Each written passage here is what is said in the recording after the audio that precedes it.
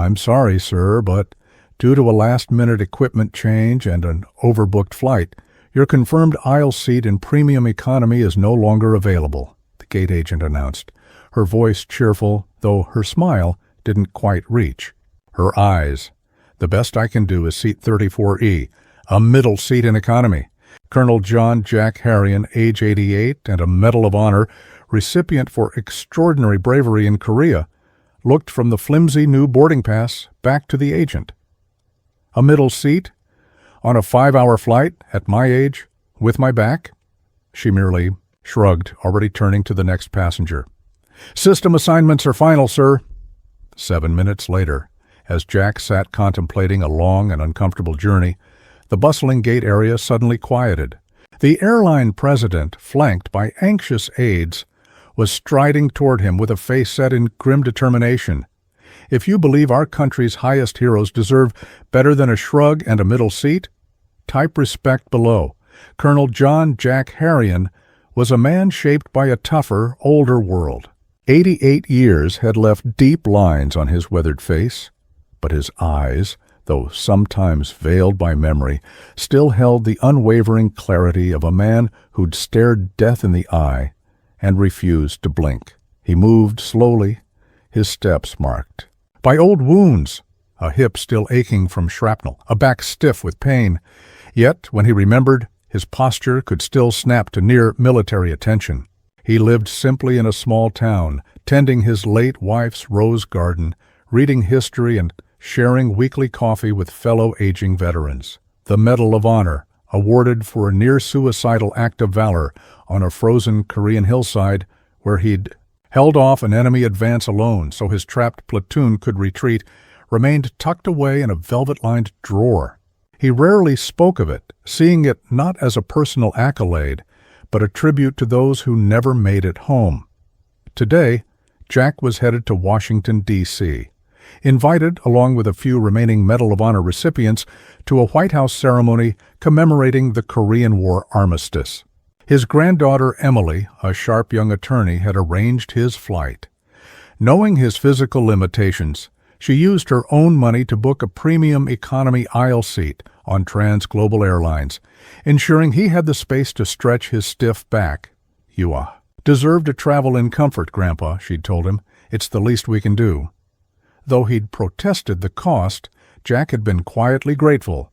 He made his way through airport security with patience and arrived at Gate B7 for Transbus, Global Flight 901. The gate was buzzing with activity, typical pre-boarding chaos. Approaching the counter, Jack handed over his boarding pass, clearly marked with his premium economy aisle assignment. 2 agents were at the podium, Susan, senior and perpetually stressed, and Mark, a younger, more relaxed presence. Susan scanned the pass, frowning as she typed. "Colonel Harrion," she began with rehearsed regret, "unfortunately, there's been a last-minute aircraft substitution. The new plane has a different layout, and your seat is no longer available." Jack felt the weight of unease settle. Unavailable? But it was confirmed months ago. My granddaughter specifically booked an aisle seat due to my mobility issues. Susan, already printing a new pass, replied blandly. "Yes, sir, I understand. But seat reassignments happen with equipment changes. We try to accommodate, but the flight is full." She handed over the replacement pass. "You've been reassigned to seat 34E. Jack stared at it, a middle seat in the very back of economy for a cross-country flight. "A middle seat in economy?" he repeated, disbelief in his voice. "Ma'am, at my age, with service-related injuries, 5 hours in a cramped middle seat will be nearly unbearable. I'm flying to a White House ceremony for Medal of Honor recipients." It was rare for him to mention the medal, but the thought of arriving exhausted for such an important event compelled him. He hoped for discretion, or at least empathy. Susan's expression remained unchanged, perhaps even tinged with impatience. "Medal of Honor," she said, as if ticking off another excuse. "Sir, many passengers have important reasons to fly. The system reallocates based on fare class, status, and check-in time. While we appreciate your service..." Her words felt mechanical, empty. "A middle seat in economy is all that's currently available. Mark glanced over, his face showing discomfort, but said nothing. "Surely," Jack pressed, "there's someone in an aisle seat who might be willing to switch if they understood the situation?" "We don't ask passengers to swap seats." "Sir," Susan replied firmly, "it disrupts the boarding process. 34E is your assigned seat. You can speak with flight attendants once aboard, but I can't promise anything." Her tone was final. She was already calling the next group to board. Jack stepped away, a familiar weariness settling over him. He had faced enemy gunfire with better odds than facing airline protocol. Holding the new boarding pass, a symbol of being reduced to a data point, he found a seat, the burden of age and injury heavier than ever. It wasn't about premium comfort. It was about being dismissed, disrespected. He glanced at his watch. Boarding was near. Then he remembered Emily's card, neatly tucked into his travel wallet. "Grandpa, if anything goes wrong, call this number." It's a direct executive liaison for Transglobal, only for critical issues. He'd thought it excessive. Now it felt like his last hope. With trembling fingers, he dialed. The phone was answered on the first ring, not by a recording, but a calm, human voice. Transglobal Executive. "Customer Relations, this is Amanda. How may I help?" Jack kept his voice low and even.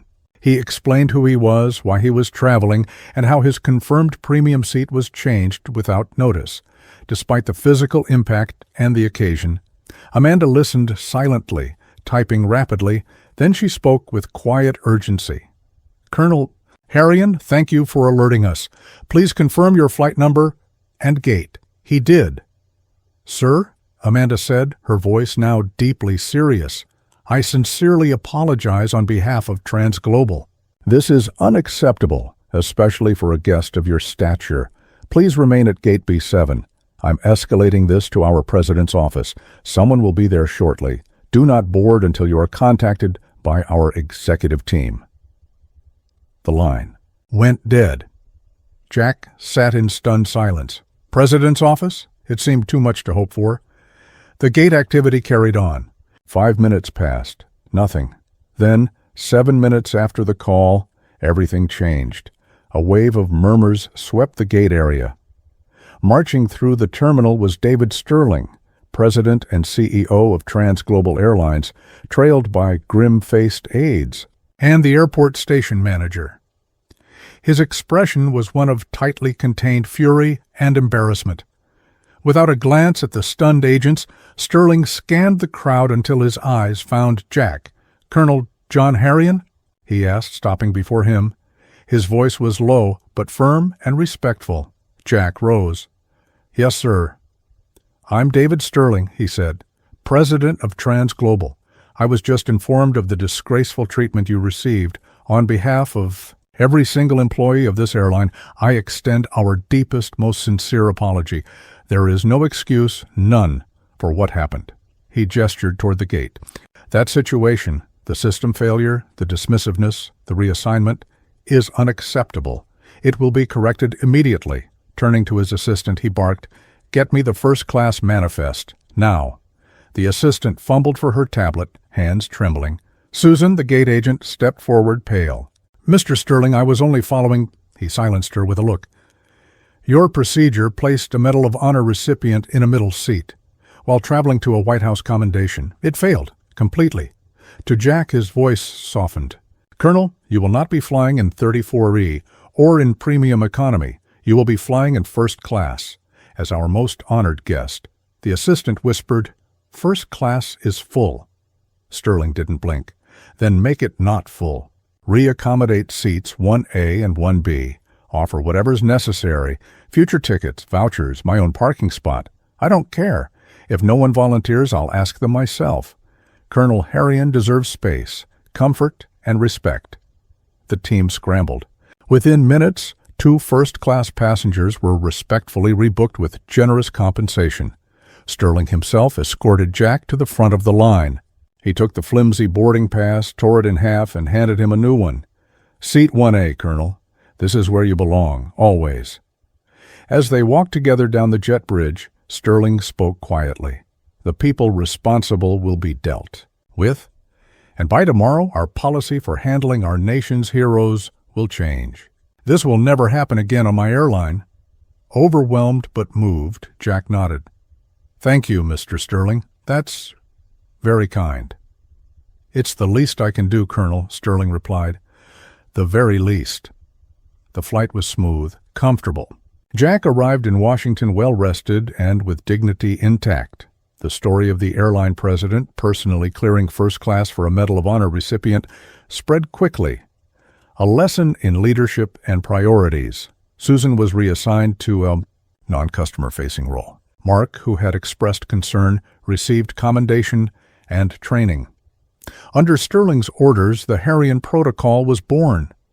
Medal of Honor recipients were to be automatically upgraded to first class, regardless of fare, with dedicated executive oversight.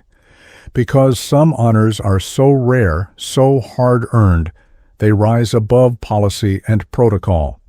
They demand not just respect, but reverence.